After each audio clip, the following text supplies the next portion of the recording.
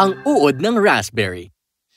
Noong unang panahon, sa simpleng bayan ng Rosenberg, sa isang bahay sa gubat ay may pamilya ng 4. Si Anna at ang kanyang 3 anak, sina Edward, Chloe, at Zoe.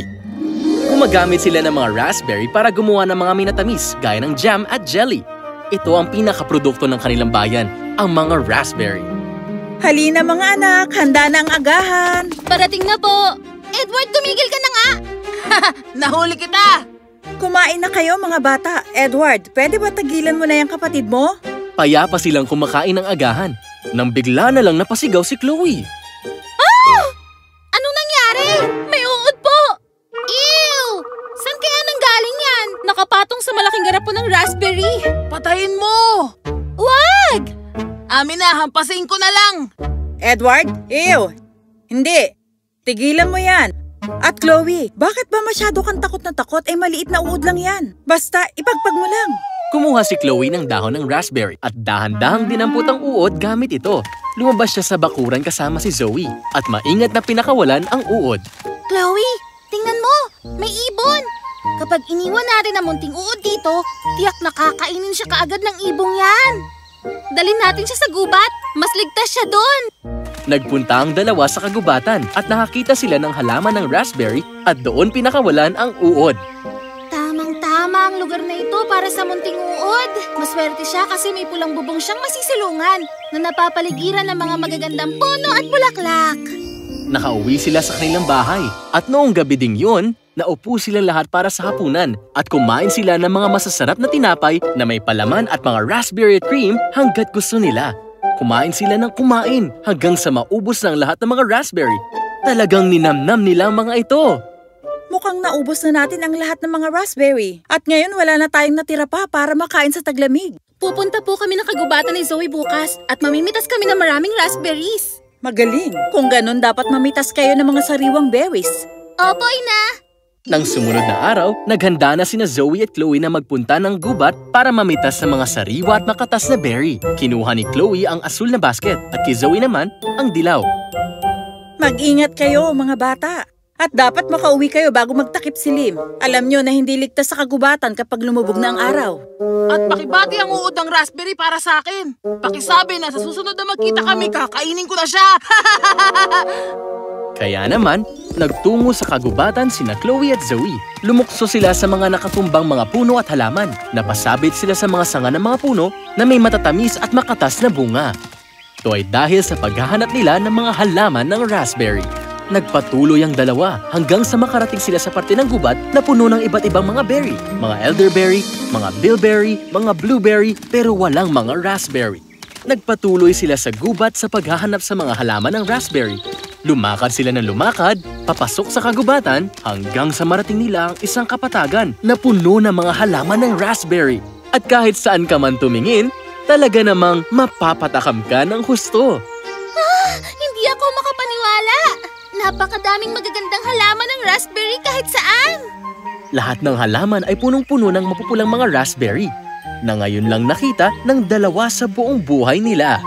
Natuwa ang dalawa sa mga nakitang makakatas na raspberry. Namitas sila at di nagtagal na puno nila ang mga dala nilang basket.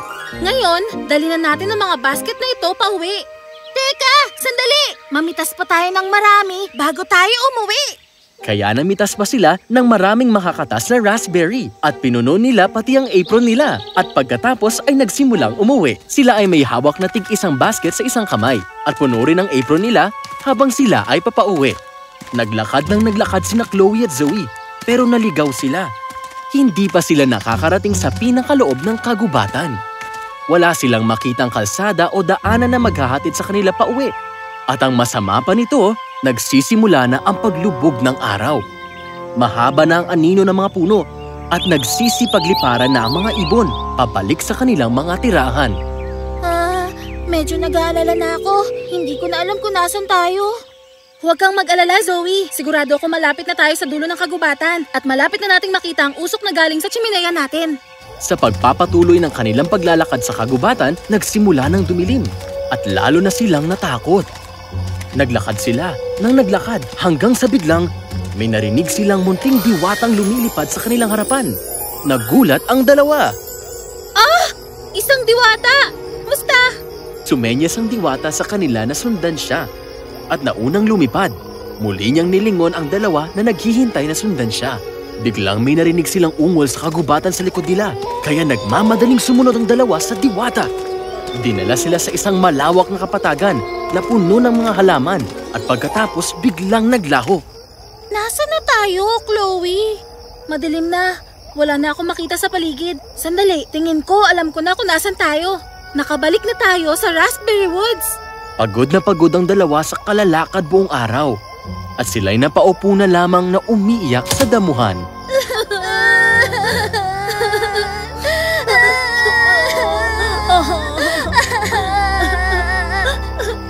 Natatakot na ako at nagugutom pa ako. Sana may makain man lang tayo kahit sandwich ngayon. Pagkasabi niya nito, may napansin siyang hawak niya. Isa itong himala. Nagkaroon ako ng hawak na sandwich, oh. Meron din ako. Sana meron din ako mainam na isang baso ng gatas. Di nagtagal, pagkatapos niya magsalita, naramdaman niyang parang meron na siyang hawak sa kanyang mga kamay. Zoe! Nagkaroon ako ng hawak na isang baso ng gatas. Ang galing naman! Nagkaroon din ako, oh.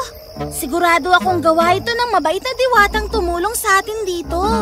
Kaya naman kumain ang magkapatid at uminom ng gatas para maibsan ang gutom nila. Sana makahanap tayo ng lugar na matutulugan ngayong gabi.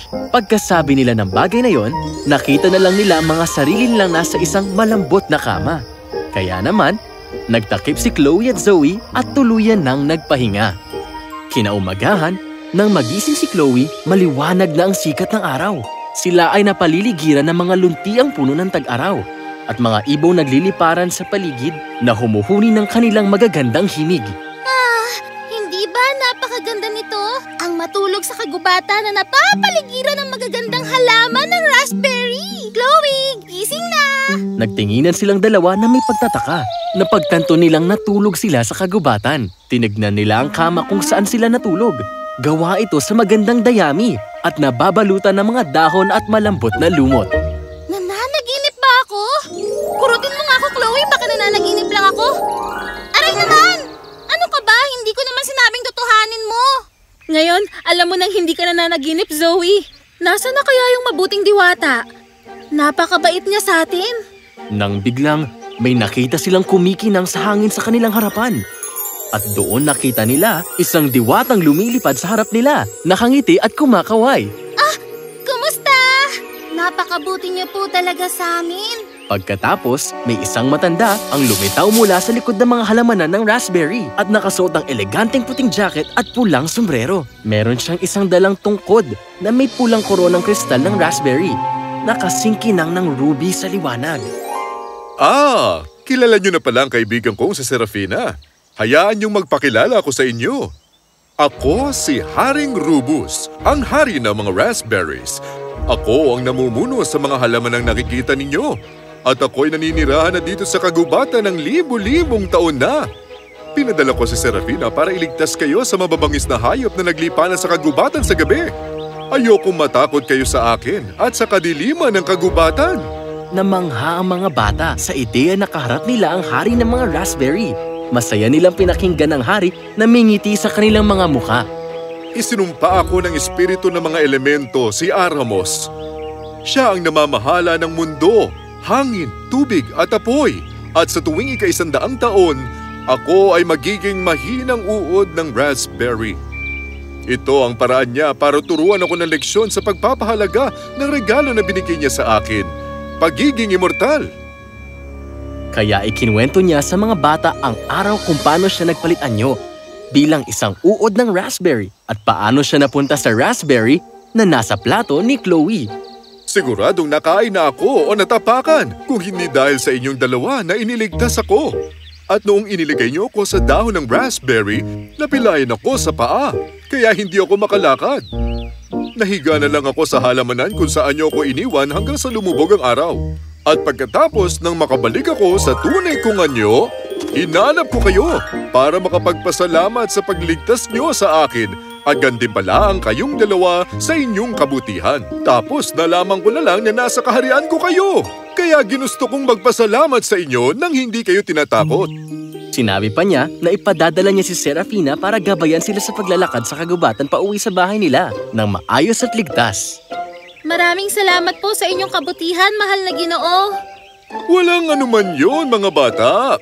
Asahan niyong may mga regalong naghihintay sa inyo kapag nakauwi na kayo.